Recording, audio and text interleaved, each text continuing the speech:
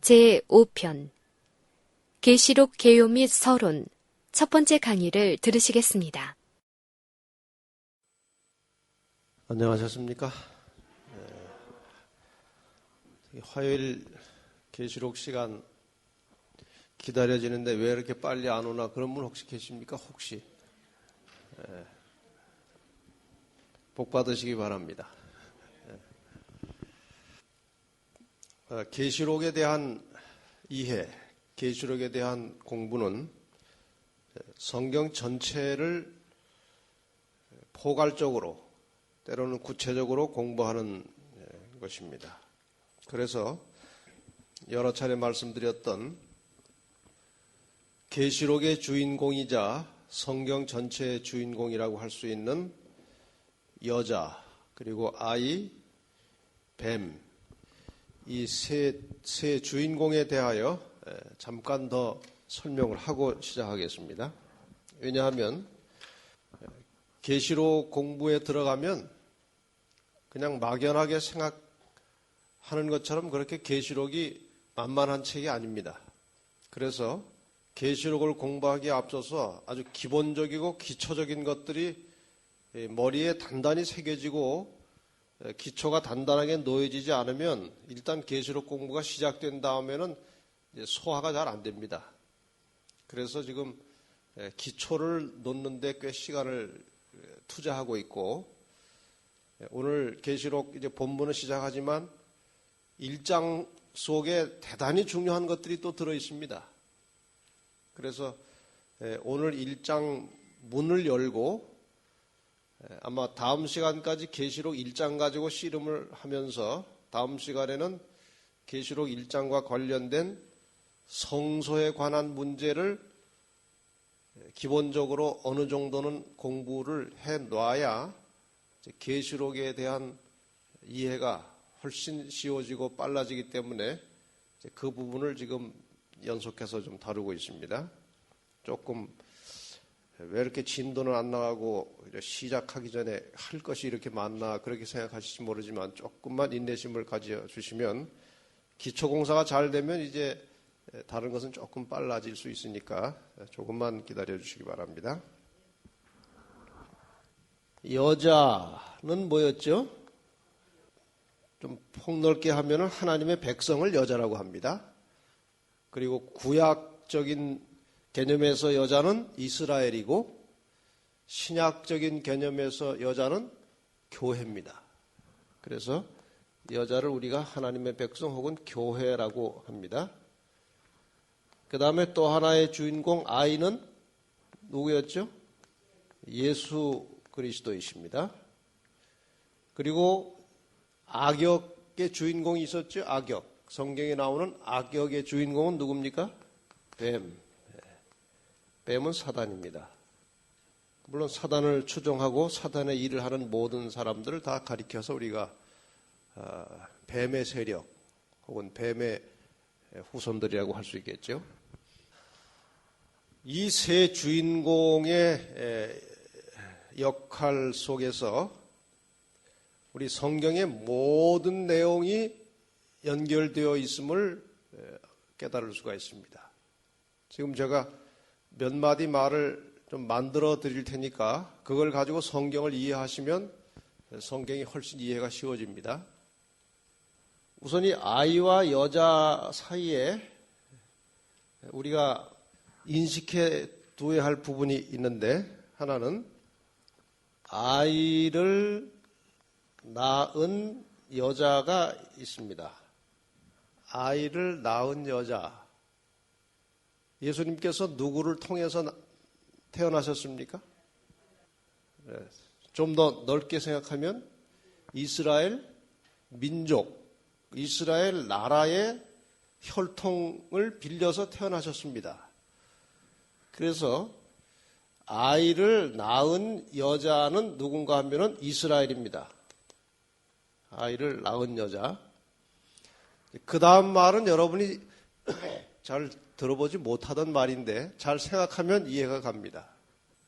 아이가 낳은 여자. 아이가 낳은 여자. 이건 뭘까요? 아이가 낳은 여자는 교회입니다. 맞습니까? 예, 교회입니다. 교회는 아이를 통해서 태어났습니다.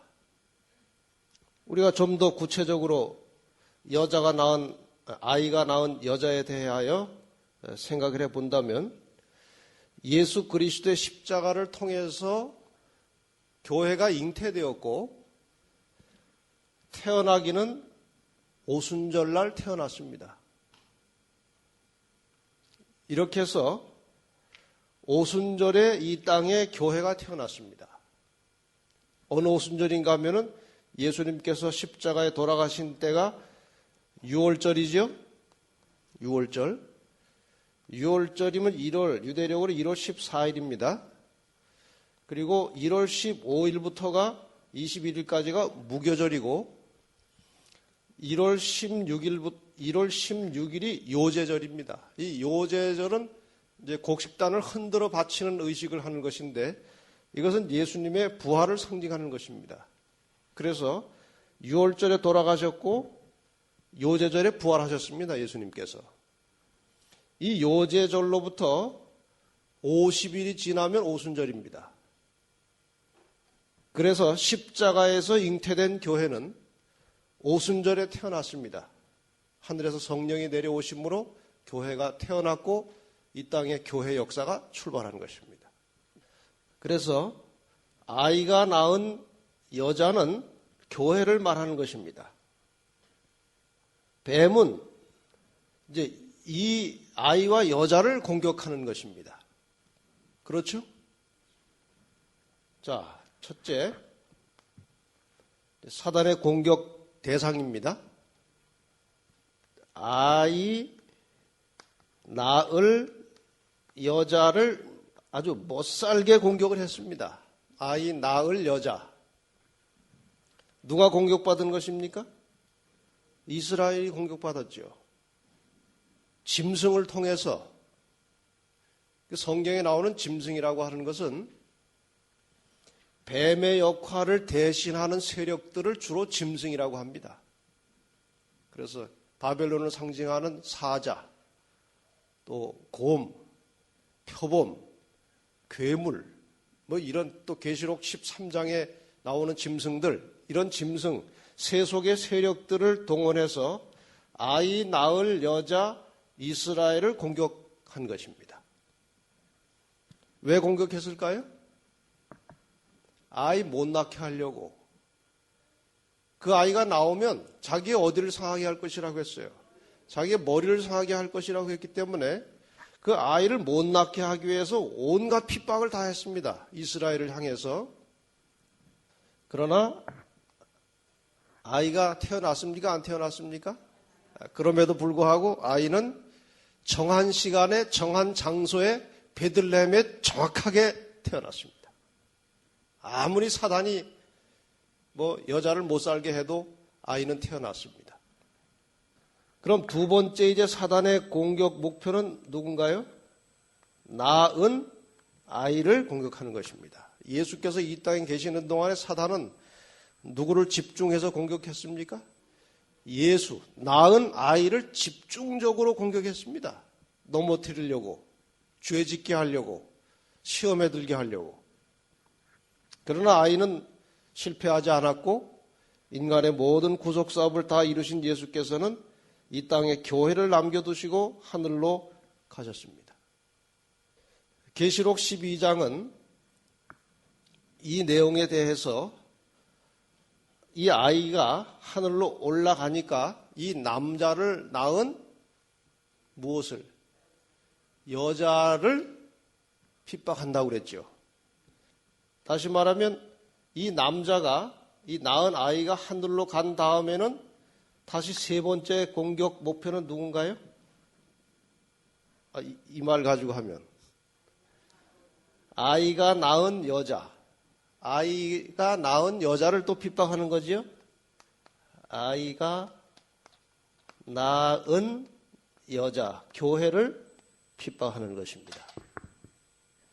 이것이 성경 전체의 이야기고 요한계시록은 이 이야기를 상징적으로 엮어놓은 것입니다.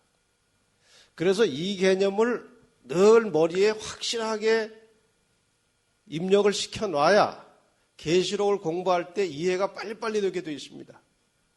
그래서 지금 반복해서 여러 차례 이 아이와 여자와 뱀 이야기를 제가 여러 번 드리는 것은 계시록을 공부할 때 신속하게 이해가 되도록 하기 위해서 지금 이 말씀을 반복해서 드리고 있습니다.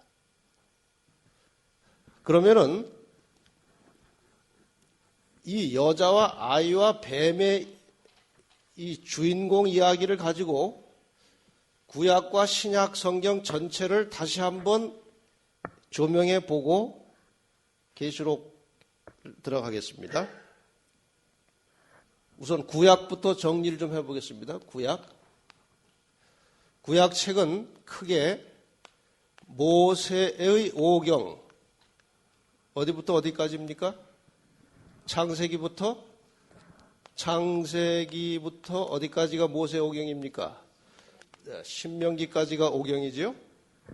창세기부터 신명기까지의 내용은 인류 역사가 어떻게 시작되었고 또 어떻게 타락하게 되었고, 대부분의 주제는 무엇인가 하면은 구약의 여자 이스라엘이 어떻게 형성되어 가는지, 이 아이를 낳을 여자가 어떻게 만들어져 가는지, 그 역사가 어디에 나옵니까? 창세기부터 신명기 사이에 나오는 이야기입니다.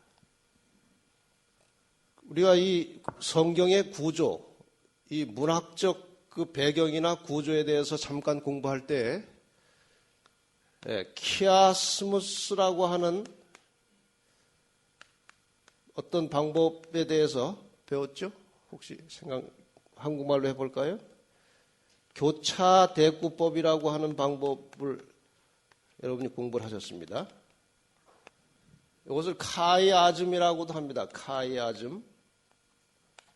이 단어들이 복잡하지만 이거 모른다고 해서 괜히 위축될 건 없고요. 어쨌든 내용이 무엇인가 하면은 키아스무스나 카이아즘이라고 하는 말이 앞에 키자나 카자에 첫 글자는 이 헬라어로 키자입니다. 키자인데 이거 X자처럼 생겼죠? 근데 키자예요. 왜 이 카이아즘 혹은 키아스무스라고 하는가 하면은 어떤 사람은 카이아스무스라고도 합니다만 이 중심에서 중요한 것들이 만나고 있다는 것입니다. 그래서 가운데 중요한 것이 들어있고 양쪽에 대칭이 온다는 거예요. 구조가. 그래서 카이아즘 교차 대구법은 대개 이 중앙에 중요한 것들이 옵니다. 그럼 모세 오경도 그러한 의도에서 편집된 것이 확실합니다. 창세기, 출애굽기, 레위기, 민수기, 신명기 가운데가 어디입니까? 레위기죠? 여러분 성경 읽다가 제일 지루하고 재미없는 데가 어디입니까? 레위기죠? 그러나 내용상으로 보면 레위기가 제일 중요합니다. 왜냐하면 이 레위기 속에 아이의 역할에 대한 상세한 설명이 레위기 속에 나옵니다. 레위기에 나타난 제사 제도 속에 성경의 주인공인 아이의 역할이 과연 무엇인지 상세하게 기록된 책이 레위기서예요. 여기에 성소 제도에 대해서, 제사 제도에 대해서, 심판에 대해서, 대속죄에 대해서 레위기에 다 나옵니다. 그러니까 여러분 레위기를 읽을 때 아이고 지루하고 답답한 책이라고 후딱 넘어가지 마시고 기도하시면서 차근차근 아이에 대하여 생각하면서 읽으시면 그 속에 굉장히 중요한 것들이 나타나게 됩니다. 어쨌든 창세기부터 신명기까지의 내용은 아이를 낳을 여자, 이스라엘 백성들이 어떻게 형성되어 가는지 그 역사가 나옵니다. 그 다음에 신명기 다음엔 뭔가요? 여호수아, 사사기, 룻기, 사무엘상, 사무엘에 해가지고 역사서가 나옵니다. 역사서. 어디까지가 역사서인가 하면은 에스더, 에스라, 느헤미야, 에스더까지가 역사서입니다. 저 역사는 누구의 역사입니까? 여자의 역사입니다. 이스라엘의 역사입니다. 제가 반복 말씀드리지만 성경 전체는 여자 아니면 아이 아니면 뱀과 관련이 반드시 있다는 것입니다. 그래서 여자와 아이와 뱀에 대해서만 확실하게 이해를 가지면 성경이 아주 쉽게 이해되고 풀려가게 돼 있어요.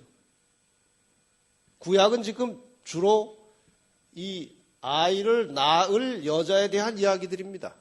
여호수아부터 에스더까지는 이제 그 여자의 일생, 여자의 역사를 말하고 있습니다. 그 다음에 세 번째로 에스더 다음에 뭔가요? 욥기, 시편, 잠언, 전도, 아가서까지. 이것을 우리가 구분할 때 시문학이라고 합니다. 시문학. 그래서 이 부분은 그 여자의 애환을 담은 이야기들 혹은 시들 혹은 노래들 그런 것들이 나오는 것입니다. 이 여자와 관계된 여러 가지 파란만장한 이야기들이 시적으로 혹은 노래로 표현된 책들이 이제 욥기에서부터 아가서까지입니다. 그 다음에 아가서 다음에 뭔가요? 이사야죠? 이사야부터 구약성경 제일 마지막에 뭔가요? 말라기까지를 우리가 무슨 책이라고 합니까? 선지서.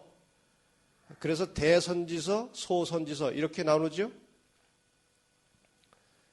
선지서는 또 뭔가요? 여자와 관련할 경우에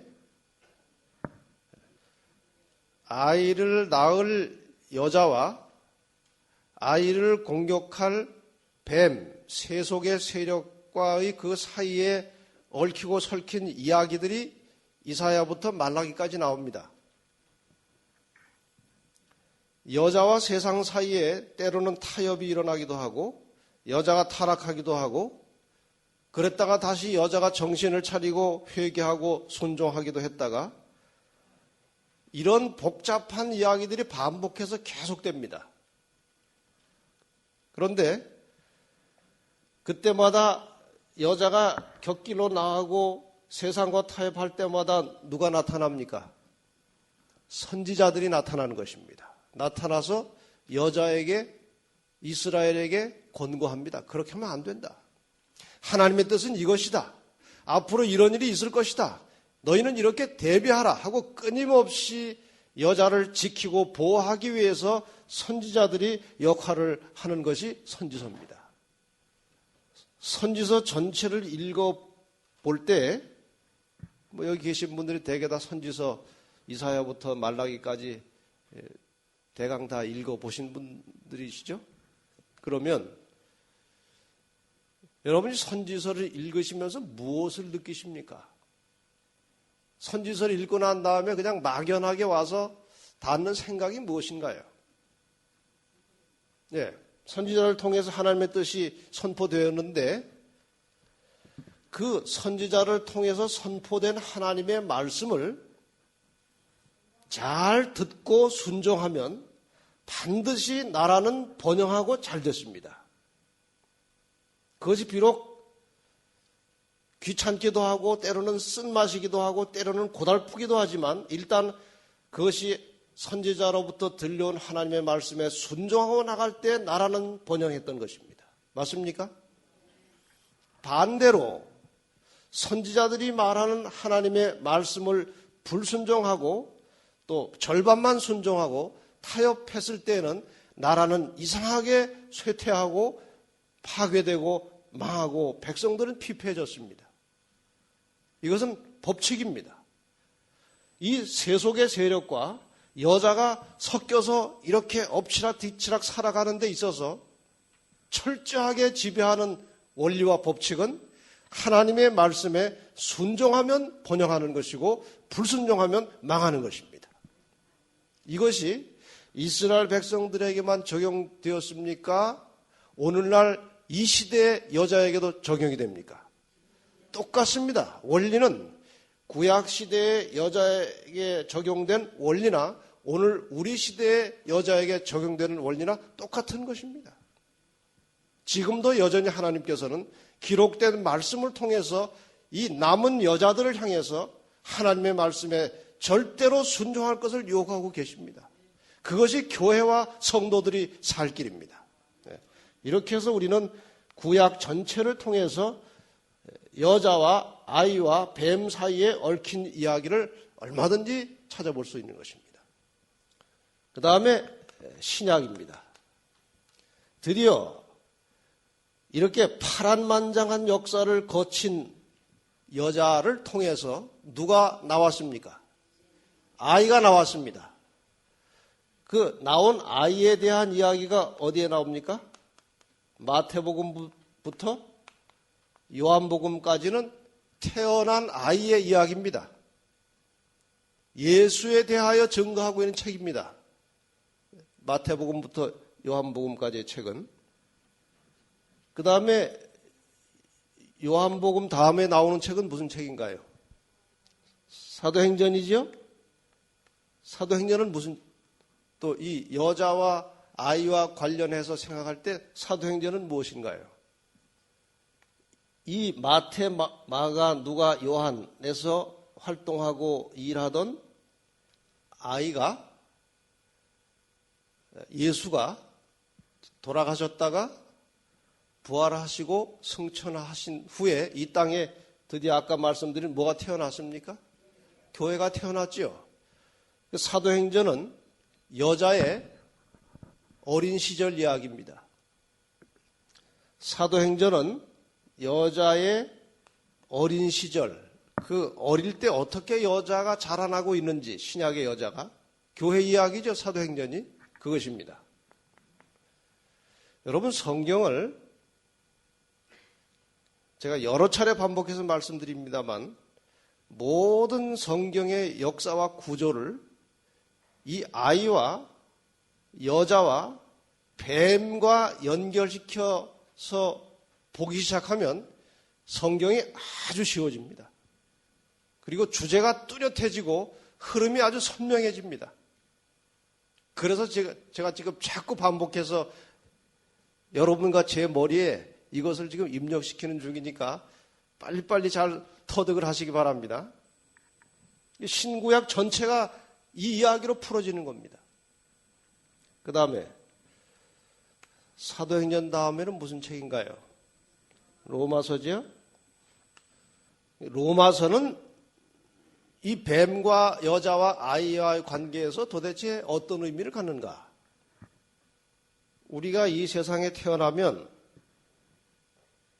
여자입니까? 뱀의 후손입니까? 우리가 일단 이 세상에 일단 태어나면 뱀의 후손입니까? 여자입니까?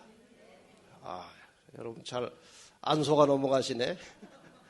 사람이 이 땅에 일단 태어나면 그것은 뱀의 후손입니다. 그래서 예수님께서 가르쳐 주신 것이 무엇인가 하면은 다시 태어나라는 것입니다. 왜? 첫 번째 출생은 누구의 후손으로 태어납니까? 일단은 죄인으로, 뱀의 후손으로 우리가 태어납니다. 그래서 예수님께서 다시 태어나라고 한 것이 물과 성령으로 다시 태어나서 교회가 되라는 것입니다. 여자가 되라는 것입니다. 그래서 우리가 다 아비를 바꾼 것입니다. 요한복음 8장 44절에 보면 너희는 너희 아비 마귀에게서 났다 그랬습니다. 기분 나쁘지만 할 수 없어요. 우리 애비가 원래 애비는 마귀입니다. 뱀입니다. 그런데 예수 그리스도를 통해서 우리가 물과 성령으로 거듭남으로 아버지를 바꾼 것입니다. 그 아버지를 바꾼 것은 성경의 로마서 8장의 양자의 원리로 나와 있습니다. 아버지를 바꾸는 길은 다른 집의 양자로 가는 길밖에 없어요. 그래서 우리가 하나님의 집에 양자로 들어가게 된 것입니다. 로마서의 전체 중에 중간은 또 어딘가 하면은 이 카이아즘에 의하면 로마서 전체의 중간은 로마서 7장과 8장입니다. 그 로마서 7장과 8장에 보면 어떻게 죄인이 죄를 해결하고 의인이 되는지 그 과정이 상세하게 나와 있습니다. 이 양자의 원리는 로마서 8장에 나옵니다. 그래서 로마서는 뱀의 후손이 여자가 되는 방법이 나와 있는 것입니다. 그 다음에 네 번째, 로마서 다음에 뭔가요? 고린도 전서부터 유다서까지 이 편지서들을 다 읽어보시면 아이가 낳은 여자, 교회가 성숙되어 가는 이야기입니다. 여러 가지 파란만장한 경험을 통해서 교회가 성숙되어 가는 이야기가 고린도전서부터 유다서까지 나와 있습니다. 때로는 배도하기도 하고 여자가 타락하기도 하고 또 회개하여 다시 돌이키기도 하고 그 여자가 한참 자라다가 또 사춘기 갈등도 있어가지고 이설에 빠지기도 하고 아주 복잡하게 살아요. 그러나 하나님께서 계속해서 붙들고 그 여자의 생명을 유지시켜 가고 계십니다. 때로는 세상으로부터 유혹도 받고 종종 폭행도 당합니다. 여자가. 자라나는 과정에 파란만장하게 그렇게 그 여자가 자라가는 성숙되어가는 이야기가 고린도전서부터 유다서까지 나와 있고 하나님께서 그 여자를 향해서 주시는 메시지가 성경에 가득가득 담겨져 있는 것입니다. 그리고 마지막에 뭐가 있습니까? 유다서 다음에 계시록이 나오죠. 이 요한계시록에는 이 아이와 여자와 뱀에 얽힌 전체 이야기를 종합 정리해서 결론을 지어 놓은 책이 요한계시록입니다. 예언이라고 하는 도구를 빌려서 성경 전체를 요약해서 정리하고 결론을 내려놨는데 또 다른 말로 하면 여자의 한 일생과 그 여자의 운명이 그려져 있습니다. 고난과 불행과 정말 시련으로 얼룩진 그 여자의 일생이 그려지면서 그 마지막이 무엇인가 하면은 하늘의 영광스러운 나라를 얻는 것입니다. 결국 성경 전체와 함께 요한계시록의 결말은 어떤 한 드라마나 소설로 표현하자면 해피엔딩으로 끝나는 것입니다. 매우 파란만장한 여자의 일생이 마지막에 하늘의 영광스러운 기업을 받고 영원한 생명을 얻고 하나님 나라에 들어가서 하나님과 함께 영원히 사는 것으로 성경과 계시록의 모든 결말이 그렇게 끝나는 것입니다. 47페이지 도표를 보시기 바랍니다. 47페이지입니다. 47페이지에 보시면 요한계시록의 구조가 나와 있습니다.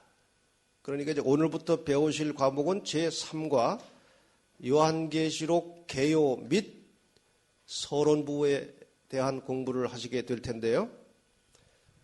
서론 부분에 들어가기 전에 요한계시록 1장에 들어가기 전에 세 가지 참고 자료를 먼저 실어놨습니다.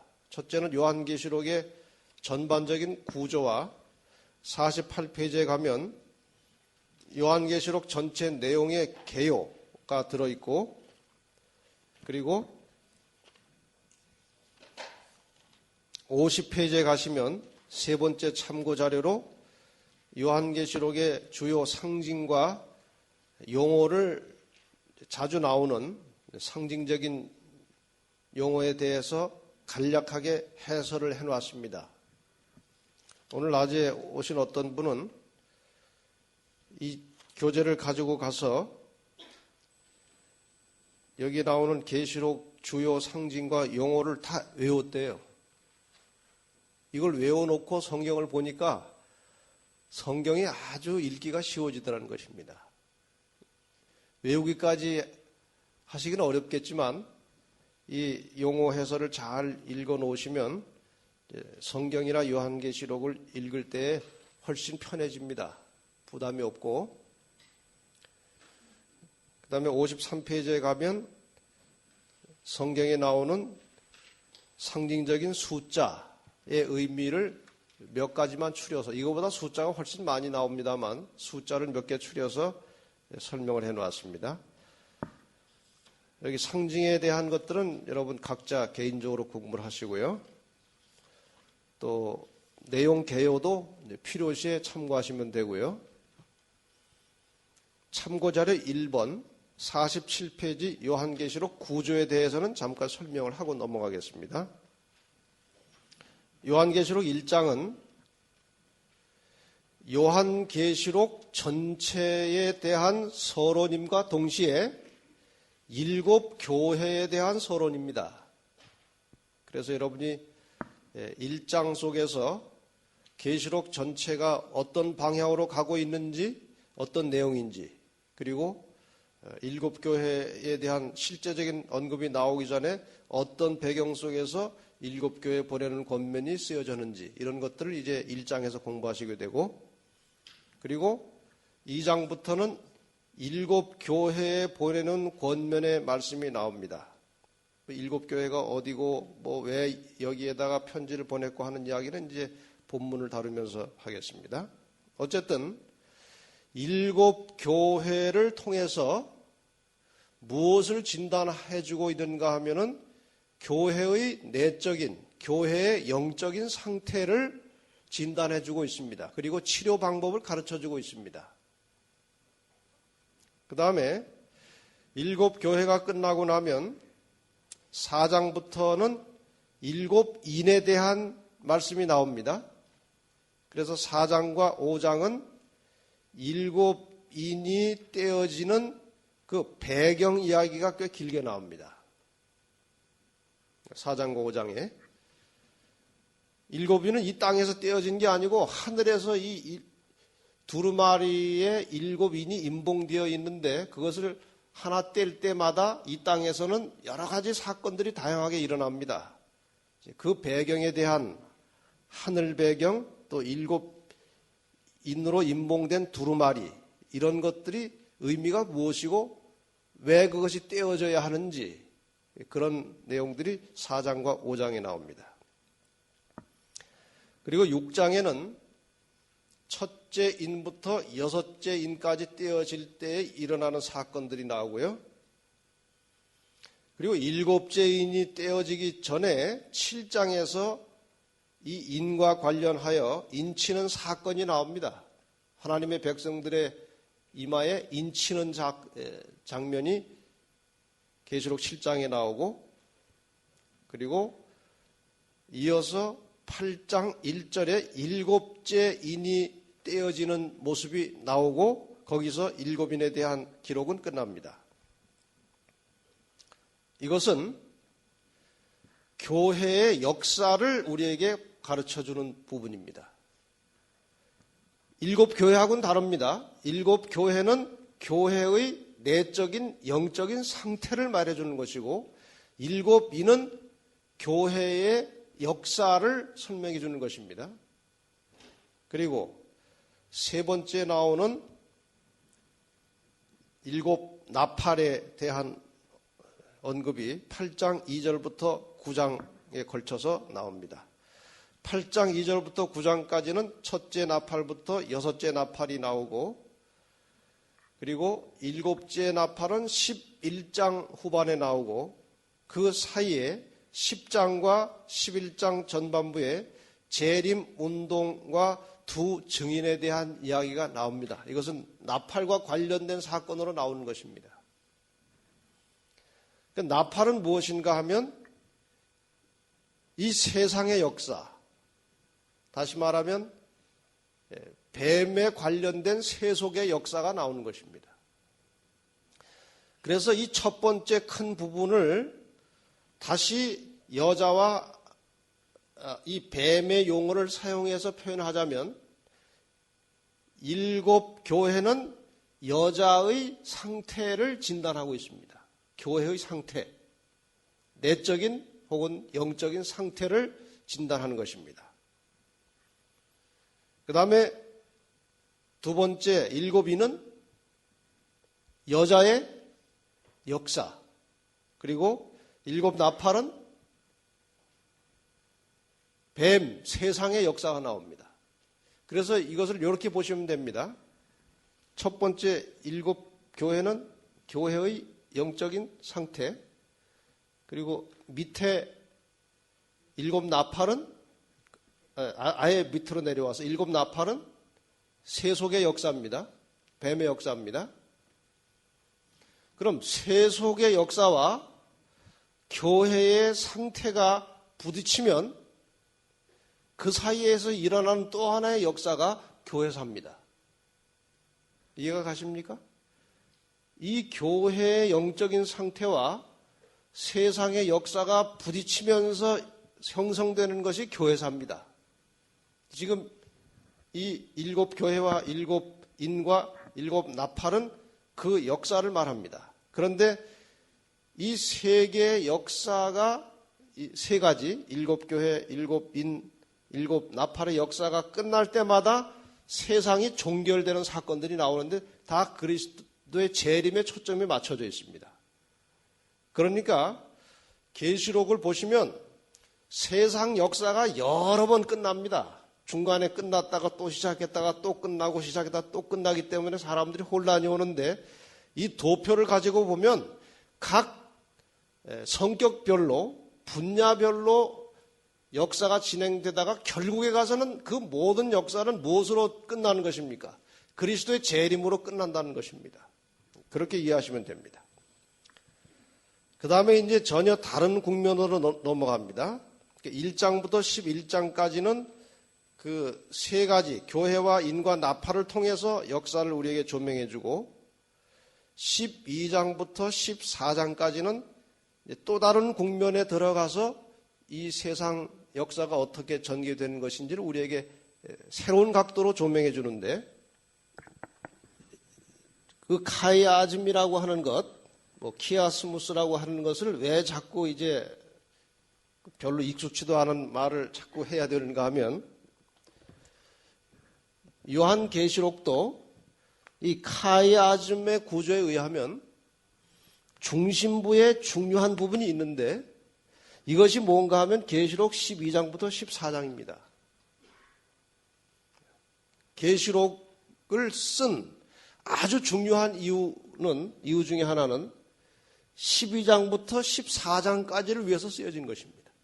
이게 중심부고 양쪽에 이제 대칭으로 구조가 나와 있는 것입니다.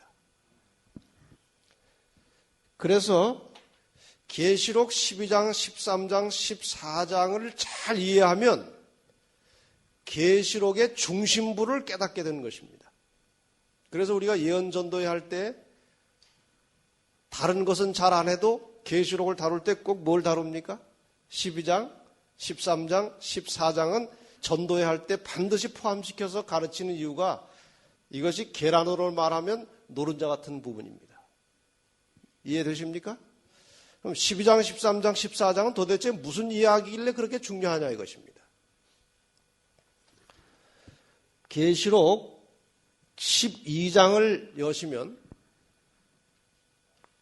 선악의 싸움, 아이와 여자 그리고 뱀 사이의 싸움이 4단계로 나옵니다.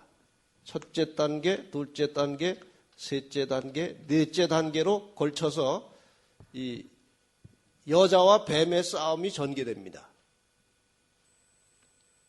계시록 12장만 공부를 해도 이 지상의 역사가 어떻게 진행돼 왔고 앞으로 어떻게 될 것인지를 한눈에 볼 수 있어요. 계시록 12장을 보면. 그래서 선악의 대쟁투의 역사가 이렇게 4단계로 진행되는 장면이 계시록 12장에 나오고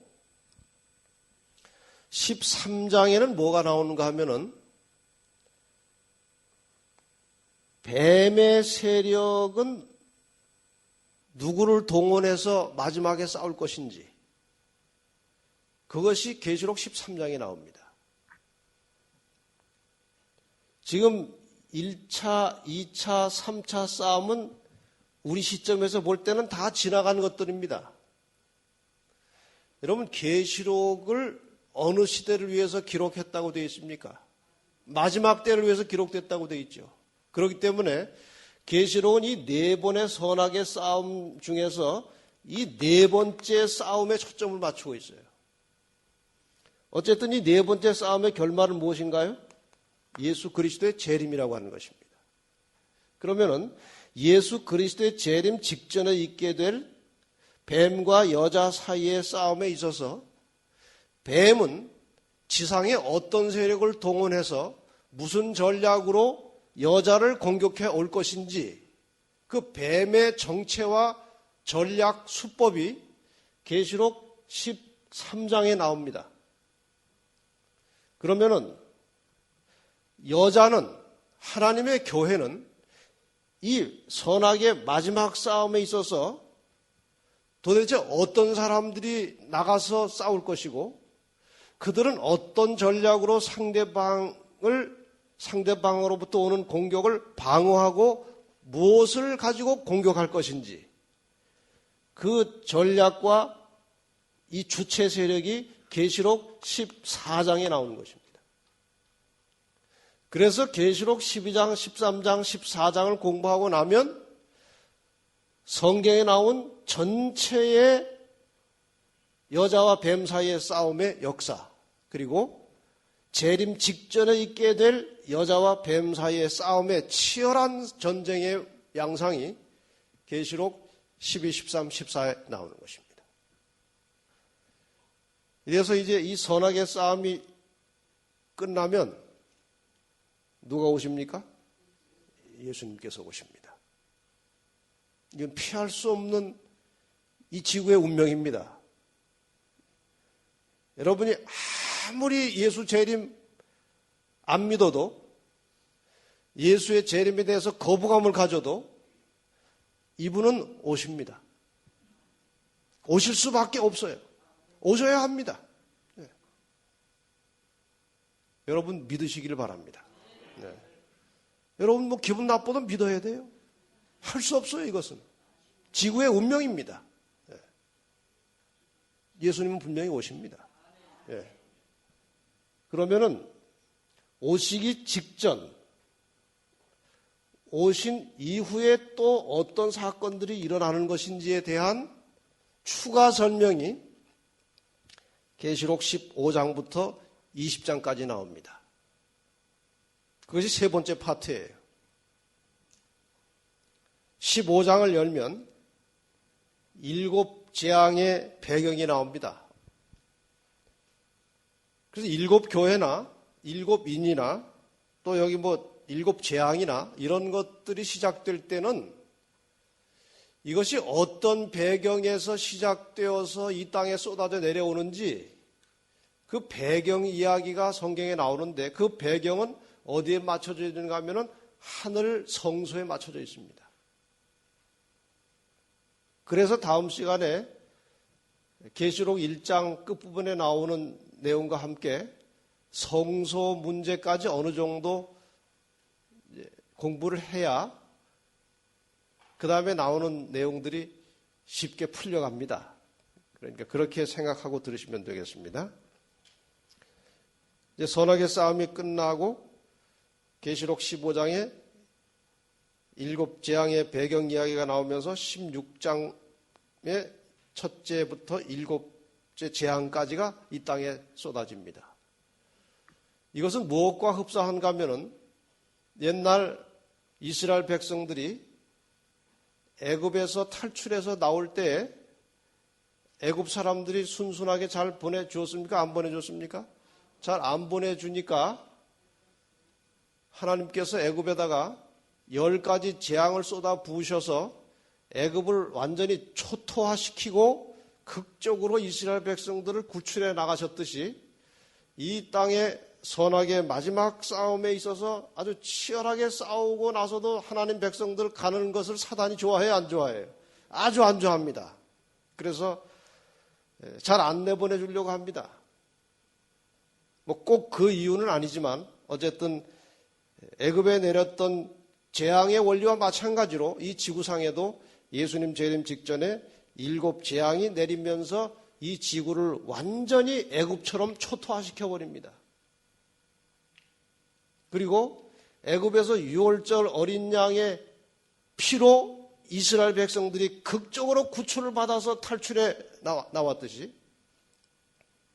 역사의 마지막에도 이 땅은 초토화될 것이고 어린 양 대신 예수께서 직접 하늘에서 내려오심으로 인자 같은 이가 내려오심으로 하나님의 백성들은 극적으로 탈출해서 하늘로 가는 것입니다. 이것이 계시록 16장에 나온 재앙의 결말이 이것입니다. 7째 재앙이 내릴 때에 그 끝 무렵에 예수님께서 하늘이 열리고 나타나시는 장면이 나옵니다.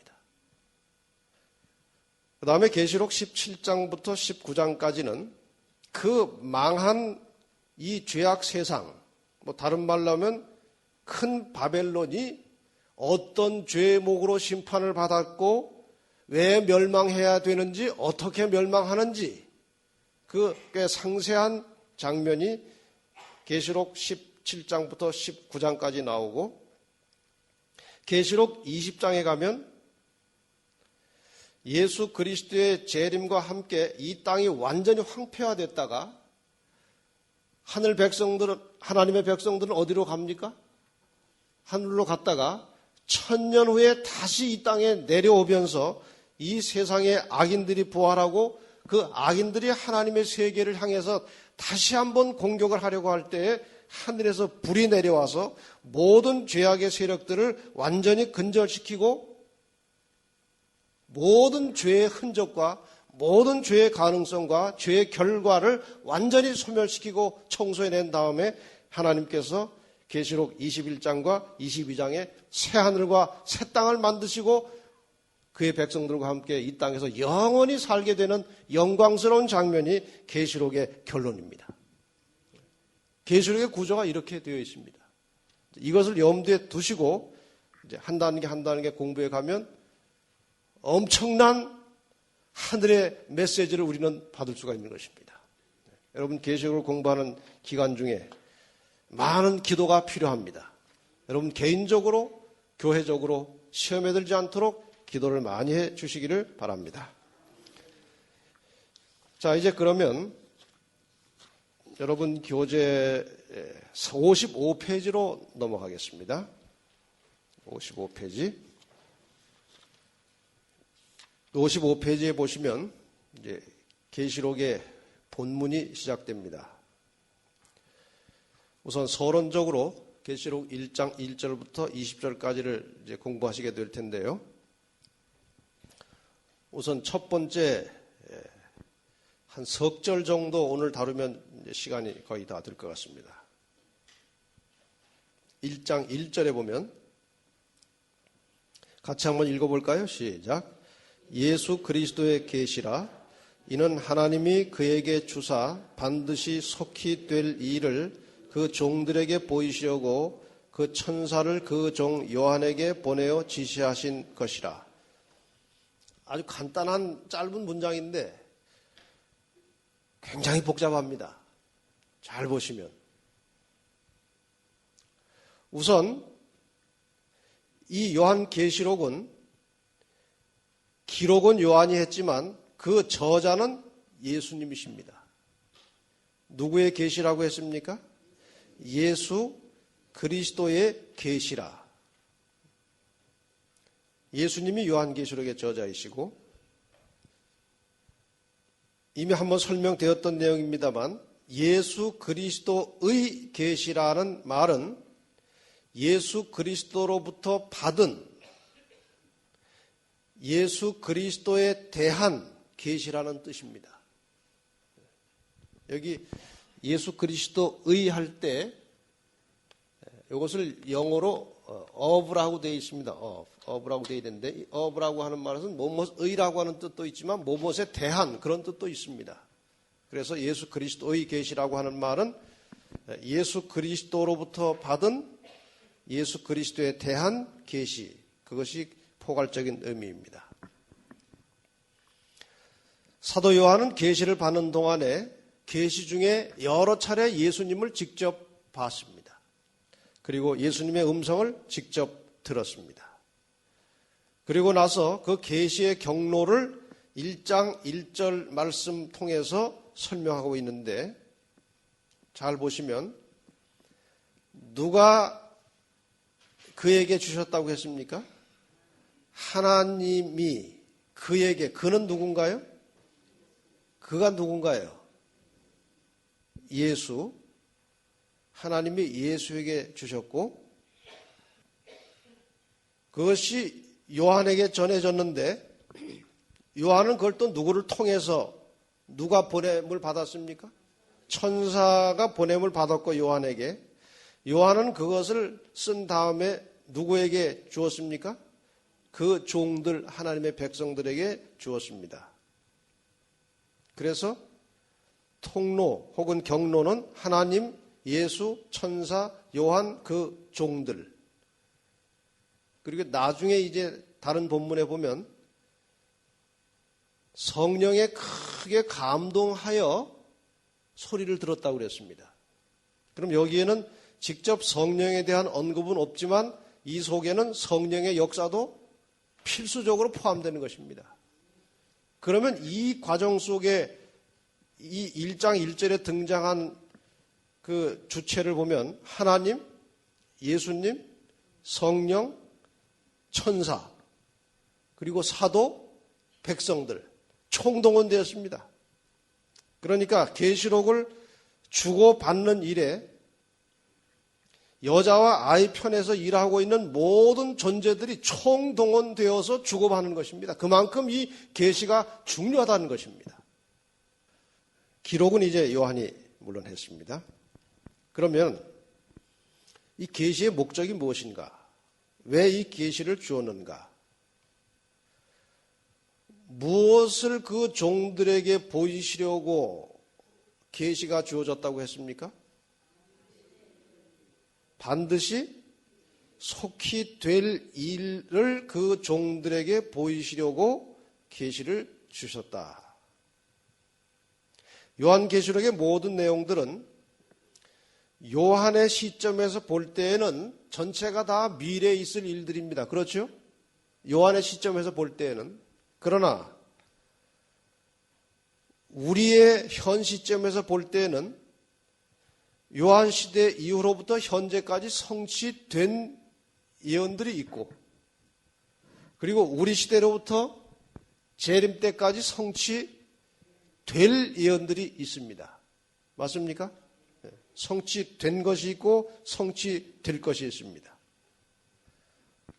하나님께서는 왜 사람들에게 이렇게 예언이라고 하는 방법을 통해서 가르쳐 주시고 알려주시고 지구를 통치하고 계시는가? 왜 예언이라는 방법을 쓰고 계시는가? 여러분, 사람이 그 하늘의 일들에 대해서 이해한다는 것이 그렇게 쉬운 것이 아닙니다. 지금 이미 예수를 믿고 있는 사람들은 아이고 어떻게 예수도 안 믿냐고 그러지만, 예수 안 믿는 사람들한테, 예수 안 믿는 사람들의 입장에서 보면 그걸 어떻게 믿냐고 그래요. 누가 옳아요? 둘 다 옳아요. 믿는 사람의 입장에서 보면은 안 믿을 이유가 별로 없어요. 그러나 안 믿는 사람의 입장에서 보면 믿기가 그게 보통 어려운 게 아닙니다. 죽은 사람이 어떻게 살아나요?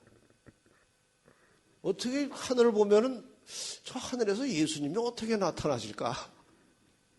그것이 믿기가 쉬운 일이 아닙니다. 안 믿는 사람 입장에서 볼 때는 절대 예수 안 믿는 사람들에 대해서 비난하는 그 모습을 보이면 안 됩니다. 충분히 이해를 해줘야 합니다. 하나님께서 성경 말씀 전체를 통해서 계속해서 예언을 사용하신 중요한 이유 중에 하나는 좀처럼 믿기가 쉽지 않은 하늘의 사물과 하나님의 섭리와 원리에 대하여 사람들로 하여금 좀 더 쉽게 믿도록 하시기 위해서 예언을 쓰시는 것입니다. 관련된 성경절을 몇 절 찾아보겠습니다. 요한복음 14장 29절, 거기 교재에 없는 성경절만 몇 개 더 찾겠습니다. 있는 것은 여러분이 참고하시고요. 요한복음 14장 29절을 한번 찾아보겠습니다. 14장 29절 찾으셨습니까? 같이 읽어볼까요? 시작. 이제 일이 이루기 전에 너희에게 말한 것은 일이 이룰 때 너희로 믿게 하려 함이라. 일이 아직 일어나지도 않았고 이루어지지도 않았는데 하나님께서 혹은 예수님께서 미리 말씀하시는 것은 그 일이 이루어질 때에 확실히 하나님의 말씀이 맞구나. 확실히 예수님께서 해놓으신 말씀이 이루어지는구나. 그것을 믿도록 하기 위해서 미리 말씀을 하셨다고 여기 기록해 놓았습니다. 16장 4절, 요한복음 16장 4절입니다. 오직 너희에게 이 말을 이른 것은 너희로 그 때를 당하면 내가 너희에게 이 말한 것을 기억나게 하려 함이요. 예수님께서 하나님께서 우리들에게 이런저런 말씀을 하시고 미리미리 말씀해 두시는 것은 그 일이 이룰 때에 말씀하신 그분을 기억나게 하시기 위해서 미리 말씀을 하셨다 이것입니다. 하나님께서 이미 예수님 탄생하시기 오래전에 이 아이가 베들레헴에서 탄생할 것이라고 하셨습니다. 그럼 그 말을 염두에 두고 있다가 베들레헴에서 그 아이가 탄생하면 그 말이 이루어졌구나. 하나님께서 약속하신 그 언약의 말씀이 이렇게 이루어졌구나. 그러면은 그 다음에 하신 말씀도 이루어지겠구나. 점점 믿음이 어떻게 되겠습니까? 더 깊어지겠죠? 예언이 성취되는 것을 볼 때마다 믿음이 더욱 깊어지는 것입니다. 그래서 또 한 절만 더 봅시다. 이사야 42장 하나만 더 보겠습니다. 이사야 42장. 이사야 42장 9절을 보겠습니다. 이사야 42장 9절. 꽤 자주 많이 찾는 성경절이죠. 보라, 전에 예언한 일이 이미 이루었느니라. 이제 내가 새 일을 고하노라. 그 일이 시작되기 전이라도 너희에게 이르노라. 누구만이 하실 수 있는 일입니까? 앞으로 될 일을 미리 보고 미리 아시고 미리 기록하고 미리 말씀하시는 일은 누구만이 할 수 있는 일입니까? 하나님만이 할 수 있는 일입니다. 사람은 한치 앞을 내다볼 수 없습니다. 교통사고 날 때 5초, 10초 앞만 알 수 있어도 면할 사고들이 얼마든지 있습니다. 근데 몰라요. 5초, 10초 앞에 일어날 일도 모릅니다. 지금 이 세상에서 미래를 예언하고 또 이렇게 저렇게 점치면서 앞으로 아이가 떨어질 거냐 붙을 거냐 그거 물으러 다니는 사람들 보면 그 마음은 이해가 갑니다. 얼마나 초조하고 안타까우면 그걸 물어보러 다닐까 하고 이해는 가지만 그 확률은 50%예요. 그런 것은. 그런 건 저한테 와도 절반은 맞출 수 있어요. 절반은. 그 전에 누가 김일성 죽기 전에 그 예언을 했다고 그러더라고요. 죽을 거라고. 계속 해마다 이 사람이, 어떤 사람은 요 해에 죽을 거라고 얘기하고 또 어떤 사람은 저 해에 죽을 거라고 얘기하고 하다 보면 누군가는 맞는 겁니다. 그건 어차피 죽는 거니까. 그런데 그걸 하나 알아맞추면 굉장한 예언가처럼 이렇게 떠받들어요. 사람은 모릅니다. 제가 지난번에 언젠가 한번 드렸던 이야기인데, 강남의 어느 점쟁이가 그 귀신같이 알아맞추는 점쟁이가 있었다고 그래요. 가면 그 집안 속사정 처음 보는데도 다 알아맞춘다는 거예요. 그래서 나중에 들통이 났는데, 수법은 그 괜찮게 사는 집에 가정부들을 통하는 거예요. 그 가정부가 그 집안 이야기를 몰래 그 점쟁이한테 다 해주는 거예요. 이 집안에 아이가 몇이고, 남편은 무슨 병 걸려 있고, 애는 올해 무슨 대학 시험 받고, 다 가르쳐줘요. 그리고 미리 통보를 받는 거예요. 오늘 몇 시쯤에 누가 찾아갈 거라고. 또 소개를 막 하고, 거기 가보라고. 그럼 앉아가지고 들어오면은 딱 보고 다 이제 맞추는 거예요. 남편이 신장병 있죠? 이거 어떻게 아시냐? 다 알 수가 있죠. 아이가 어디 대학 시험 봤죠? 그거 어떻게 하냐고. 점수 몇 점쯤 맞았죠? 다 인간이 무언가를 알아맞히고 무엇인가를 앞날을 내다보는 것은 다 그런 방법이에요. 근데 종종 점장이 중에도 그 사주를 봐가지고 통계로 하는 점장이가 있고 신내린 점장이들이 있어요. 그 신내린 점장이들은 몇 개는 알아맞춥니다. 그 사람의 지나간 일에 대해서. 그러나 앞날은 모릅니다. 사람의 앞날은 오직 하나님만이 아십니다. 그것을 어떤 분이 과학적으로 설명을 했는데 상당히 설득력이 있어요. 지금 최고 빠른 속도는 빛의 속도입니다. 빛이 똑딱할 때 얼마 갑니까? 30만 킬로미터 갑니다. 광속도라는 것은 인간이 감지할 수 있는 최고의 속도예요. 최고의 속도. 음속, 소리의 속도가 있죠. 소리가 퍼져나가는 속도는 1초에 한 340m 정도 갑니다. 그래서 340m가 지나면은 소리를 여기서 질러도 한 1초 이후에 소리가 들려요. 근데 빛은 30만 킬로미터를 갑니다.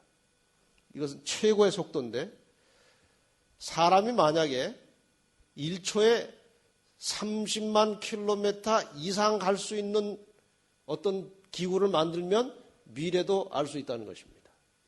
빛의 속도보다 더 빠른 속도로 가면 빛이 오는 것을 본다는 것은 시간이 오는 것을 본다는 거예요.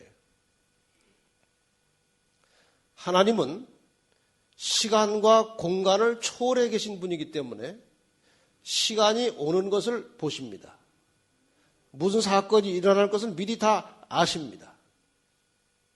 어떤 사람은 하나님이 그렇게 예언해 놓으시고 그렇게 일이 되도록 조작하신 것이 아니냐. 그렇게 묻는 사람도 있어요.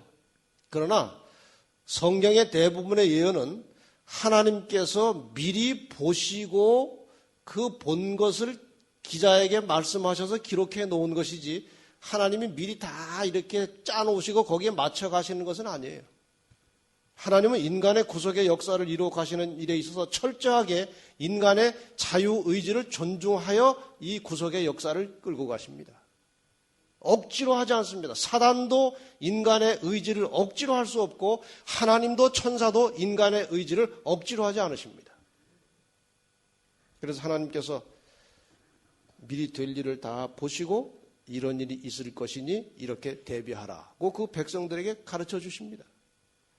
그래서 성경에는 많은 예언들이 나와 있습니다. 다니엘과 계시록만 예언이 아니고 선지서에도 보면은 많은 예언들이 나옵니다. 심지어는 적군과 싸울 때도 선지자들이 나와가지고 가서 싸우면 이길 것이다 하면은 이겨야 져요. 이깁니다. 아무리 장비가 많아도 선지자들이 가지 마시오. 가면 패합니다. 하면 나가면 패합니다. 그 모든 것들이 다 예언입니다. 하나님께서 인간들을 통치하시고 인간 세계를 다스릴 때 예언을 쓰시는 것은 우리의 믿음을 더하게 하시기 위해서 그런 것입니다. 그래서 하나님의 백성들은 예언에 대하여 성경 말씀에 대하여 깊은 지식과 관심을 가져야 하는 것입니다. 56페이지 보시기 바랍니다. 그래서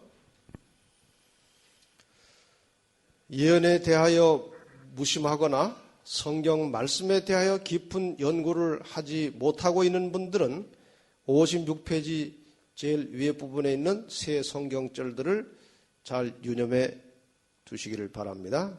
내 백성이 지식이 없으므로 망하는도다. 호세아 4장 6절.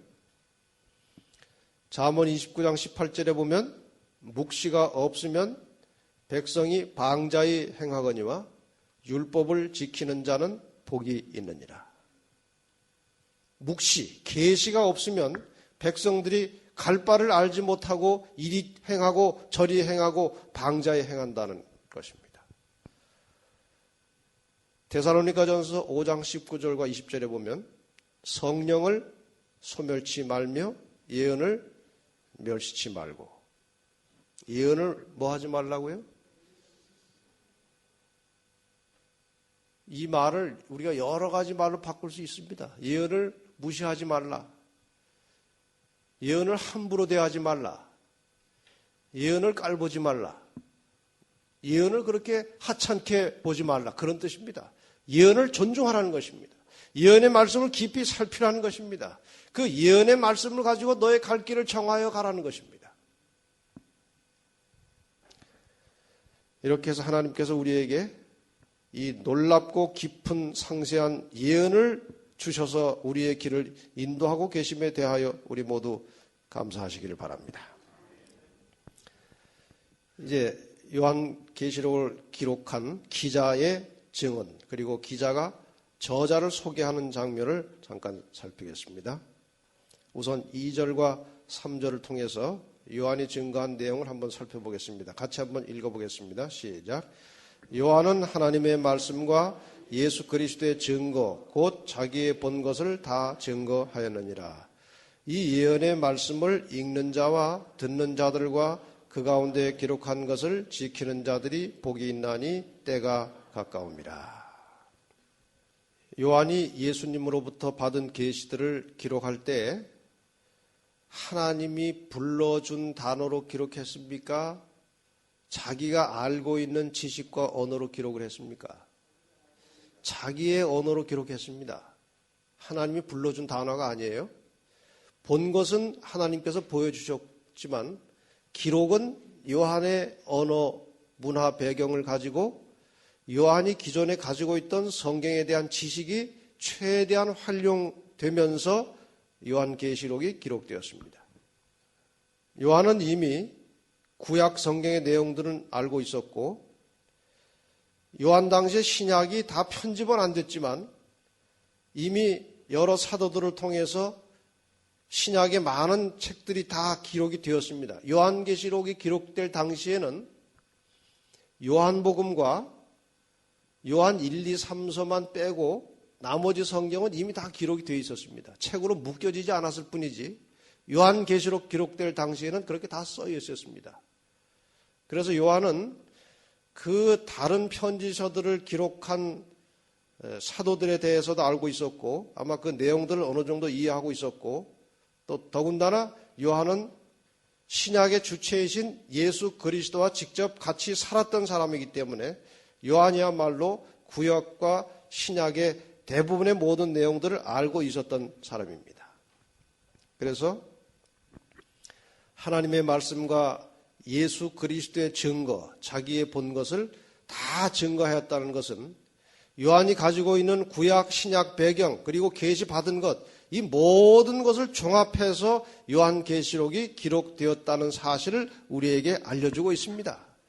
그래서 요한계시록은 성경 전체를 요약한 것이라고 해도 틀린 말이 아닙니다. 그런데 이 요한계시록을 연구할 때에 그 책을 읽는 자, 듣는 자들을 그 가운데 기록한 것을 지키는 자들이 복이 있다고 했죠? 복. 요한계시록은 편지 형식으로 쓰여져서 그 소아시아의 산지에 있는 7 교회들에게 먼저 전해졌습니다. 근데 이것을 제가 그전에는 깊이 생각하지 않았는데 어떻게 전해졌을까? 요한이 에베소 교회에 보내는 기별을 기록해가지고 에베소에만 보냈는가? 또 서머나 교회에 보내는 기별은 써가지고 서머나 교회에만 보냈을까? 아니면 7 교회에 보내는 권면을 한꺼번에 써가지고 한 번에 다 보냈을까? 그러면은 7 교회에 관한 권면 말고 그 다음 7인부터 나오는 그 이하의 모든 내용은 어떻게 전해졌을까? 그것을 좀 생각해 보니까 정리가 잘 안 돼요. 어떻게 갔는지. 그래서 그 신약을 전공한 박사님에게 제가 전화를 해가지고 물었더니 그 확실한 단서는 없는데 전체 학자들 간의 통일된 의견은 요한계시록 1장 1절부터 마지막 절까지를 한꺼번에 다 써가지고 교회로 한 번에 보냈을 것이라는 겁니다. 왜냐하면 지금 이 반모섬에서 제일 가까이 지금 있는 에베소까지의 거리가 바닷길로 100길로 90km입니다. 그럼 그 당시 거리로는 굉장히 먼 거리입니다. 거기에 뭐 자주 편지가 오고 가고 할 수도 없어요. 그렇죠? 그래서 요한계시록 책 전체를 묶어서 다 써가지고 에베소에 보내면은 에베소에 봐서 이제 서문화를 가서 서문화 교회들이 읽고 듣고, 버가모 교회에서 읽고 듣고. 근데 사실 그 주변에 7 교회 말고도 다른 교회들도 안디옥 교회도 있고 다른 교회들도 더 있었습니다. 그래서 이제 다른 모든 교회들도 아마 돌아가면서 그 책을 읽도록 했을 것이다. 그것이 정설입니다. 그냥 이 계시록을 공부하기 때문에 상식적으로 좀 말씀을 드립니다. 그래서 이 편지가 도착하면 복사할 수도 없고 또 책으로 금방 만들 수도 없죠. 그 당시 뭐 인쇄술이 없었기 때문에. 그러면은 이제 받아가지고 한 사람이 대표로 읽고 이렇게 다 여러 사람은 듣기만 하는 것입니다. 교재 없이. 그래서 읽는 자와 듣는 자들과 그 가운데 기록한 것을 지키는 자들이 복이 있다. 그러니까 이것을 지금 현대 말로 하면 가르치고 배우는 것 자체만 가지고도 축복입니까? 축복입니다. 이것을 가르치고 배우는 것만 가지고도 복이에요. 저도 사실 개인적으로 지금 요한계시록을 그 전에 몇 차례 가르쳤지만 전체를 이번에 완전히 이제 새롭게 정리해가면서 연구해가면서 가르칠 때 저에게 영적으로 굉장한 도움이 옵니다. 아주 깊은 깨달음들이 오고 또 마음에 어떤 새로움이 일어나고 그런 것들이 있어요. 그 계시록의 말씀을 진지하게 대하는 사람들은 반드시 영적으로 복을 받게 되어 있습니다. 이번 기간 중에 이 복이 여러분과 저의 생활에, 이 교회에, 여러분의 가정에 임하기를 바랍니다. 여러분 기도 많이 하시고 이 계시록에 약속된 축복을 함께 받고 나누는 귀한 시간들이 되기를 바랍니다. 특별히 이 요한계시록에 기록된 축복을 주고받는 일에 아주 구체적으로 직접적으로 해당되는 사람들은 마지막 시대에 사는 사람들입니다. 왜냐하면 이 말씀을 읽는 자, 듣는 자, 그 가운데 기록한 것을 지키는 자들이 복이 있나니 무엇이 가까움이라? 때가 가까움이라. 그러니까 요한계시록을 공부하면서 여러 가지 다양한 축복을 받을 것이지만 어떤 사람들이 가장 직접적이고 큰 축복을 받게 될까요? 역사의 마지막에 사는 사람들이 계시록에 기록된 큰 축복을 가장 실제적으로 받게 된다는 것입니다. 그래서 우리는 지금 굉장한 일을 하고 있는 것입니다. 가르치는 저나 배우는 여러분이나 우리는 별것 아니지만 이 주고받는 내용은 굉장한 것들입니다. 여러분 공부해 보시면 압니다. 이렇게 우리가 이건 뭐 반드시 어떤 꼭 예언만이 아니고 성경 전체를 우리가 또 하나의 예언이라고 볼 수도 있기 때문에 이 기본적인 축복은 하나님의 말씀을 순종할 때에 복을 받겠다는 말과 직결되어 있습니다. 여러분, 오늘날 많은 사람들이 하나님의 말씀을 듣고 깨닫는 사람들은 있지만 그 깨달은 말씀을 따라서 사는 사람들은 흔하지 않습니다. 그렇습니까? 말씀을 깨닫기는 하더라도 그 말씀에 순종하는 사람들은 많지 않습니다. 하나님의 말씀에 기록된 분명한 사실보다는 현재 살아가고 있는 인간의 현실을 더 중요하게 생각하고 살아가는 것이 미련하고 우매한 오늘 우리의 습성입니다. 예수 그리스도의 재림은 분명한 진리요 사실입니다. 그렇습니까? 그런데 우리의 생활을 이 진리와 사실이 지배하는 것이 아니고 현실이 지배하는 것입니다. 이것이 오늘 우리의 고민이고 우리의 어리석음이에요. 우리는 여기에서 벗어나야 합니다. 급한 현실적 문제에 얽매여서 분명한 사실을 외면하고 살아가는 어리석은 사람들이 되지 말고 내가 현실적으로 좀 피해를 보고 손해를 보더라도 진리의 말씀, 확실한 사실이 나를 지배하게 될 때 우리는 하나님의 축복의 맛을 보게 되는 것입니다. 우리가 사실을 중시하면서 사는 사람들은 분명히 현실에서는 불편함도 있고 고난도 있습니다. 그러나 마침내 영원한 생명을 얻게 될 것입니다. 현실의 긴급한 필요를 따라서 사는 사람들은 현실적으로는 잠시 편안하고 편리하게 살지 모르지만 마침내 영원한 손실을 입게 될 것입니다. 여러분 지혜롭게 선택하시길 바랍니다. 사실을 따라 살 것이냐, 현실에 움직일 것이냐.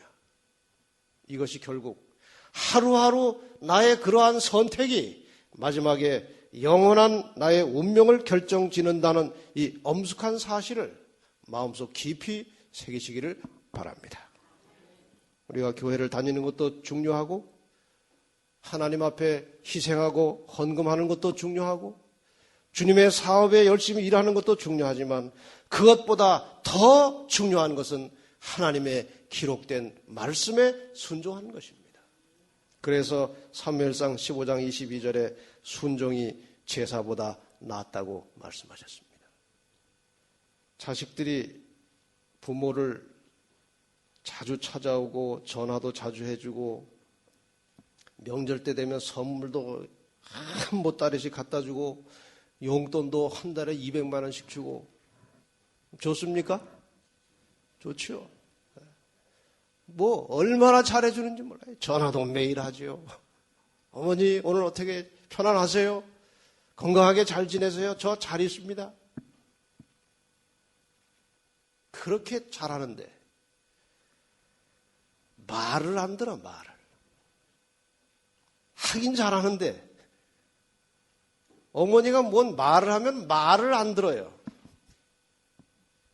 그런 자식이 하나 있고 또 한 자식은 전화도 별로 안 하고 용돈도 별로 안 주고 뚝뚝한데 어머니가 뭐 말을 하면 네 어머니 알겠습니다 하고 말을 척척 잘 들어요. 여러분 어느 아들이 좋습니까? 뭐 많이 아니 하나만 고르라면 이런 아들 하나 저런 아들 하나 있으면 좋겠지만 두 아들 중에 하나를 고르라면 잘해주는 아들을 고르겠습니까? 말 잘 듣는 아들을 고르겠습니까? 확실히 친엄마긴 친엄마인가 봐요. 친엄마가 아니면 말 잘 듣는 거는 저 제쳐두고 잘해주는 거 좋아할 겁니다. 잘해주는 거. 여러분 하나님께서는 말 잘 듣는 백성들을 좋아하십니다.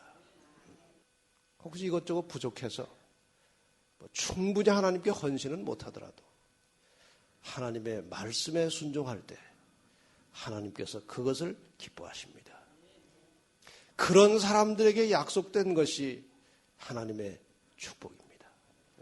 여러분 계시록의 말씀을 통해서 이번 기간 중에 마지막 시대에 그의 백성들이 어떻게 살아야 될지를 지시하고 가르쳐 주실 때 그 말씀에 순종하시길 바랍니다.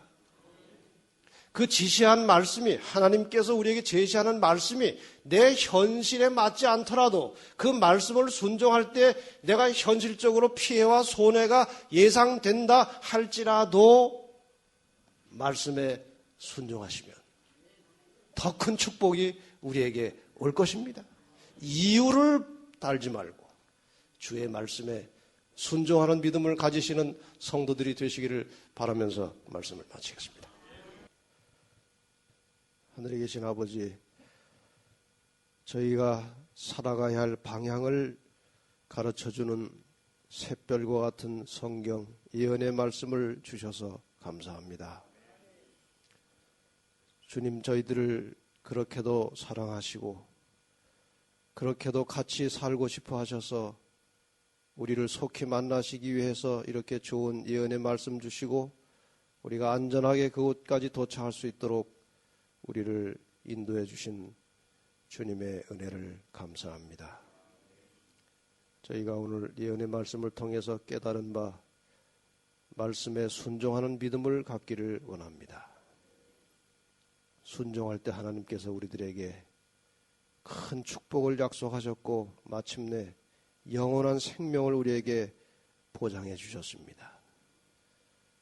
우리가 이 헛된 세상에 목적을 두고 살지 말고 우리를 영원히 살게 하는 하나님의 말씀에 우리의 인생을 걸고 살아가는 지혜로운 사람들이 되게 하여 주시옵소서.